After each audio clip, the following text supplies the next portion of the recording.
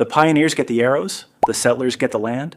It sounds harsh, but in the tech industry, being first is often less of an advantage than people think. The pioneer pays for the research, fights the legal battles, educates the customer, and spends millions proving that the market even exists. Then someone else shows up. They look at what the pioneer got wrong, remove the friction, improve the product, and capture the market. That's why the company that invents a category is often not the company that dominates it. So today, let's look at why the first mover is often the one who pays to build the road for everyone else. Let's start with the early days of the internet. If you were online in the 1990s, you probably remember names like Alta Vista and Lycos. These companies were among the pioneers of web search. They helped turn a chaotic, rapidly growing internet into something people could actually navigate. But the problem with being early is that you have to figure out everything. How do you rank websites? How do you make money? How do you convince people to use the product? And how do you build a business around technology that most people still don't fully understand? The result was often a cluttered experience filled with banner ads, portals, news, and anything else that could generate revenue. Then Google entered the picture. Google didn't invent web search. Instead, it looked at what existing search engines were getting wrong. The results were often cluttered. The experience was slow. And finding exactly what you wanted could be frustrating.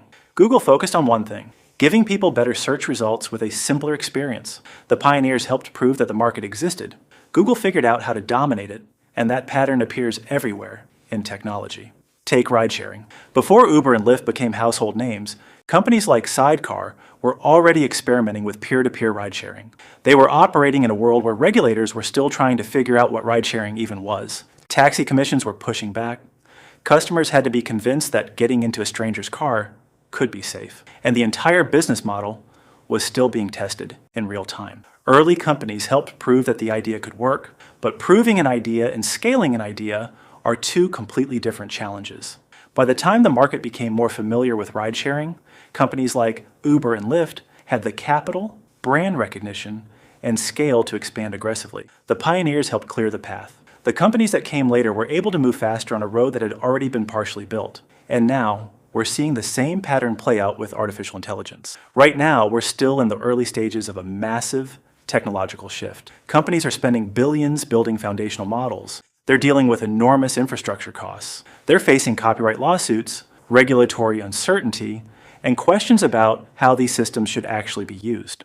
The companies making headlines today may not necessarily be the companies that capture the most value over the next decade, because building the technology is only half the battle. The bigger question is, who can turn this technology into something ordinary people and businesses actually use every day?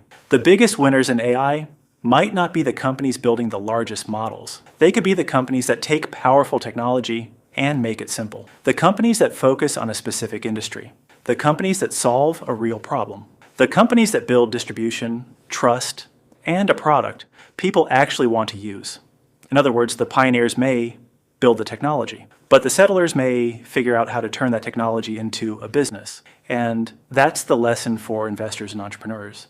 Don't just look for the company that did something first. Look for the company that figured out how to do it better. The pioneer proves that the market exists. The fast follower removes the friction. And sometimes, the company that arrives second is the one that eventually owns the market. So here's the question. Who do you think will be the settler that captures the biggest opportunity in AI? Is it an existing tech giant, a specialized startup, or a company that hasn't even become famous yet? Let me know what you think in the comments. And if you want to understand how smart money is thinking about the next wave of technology, subscribe.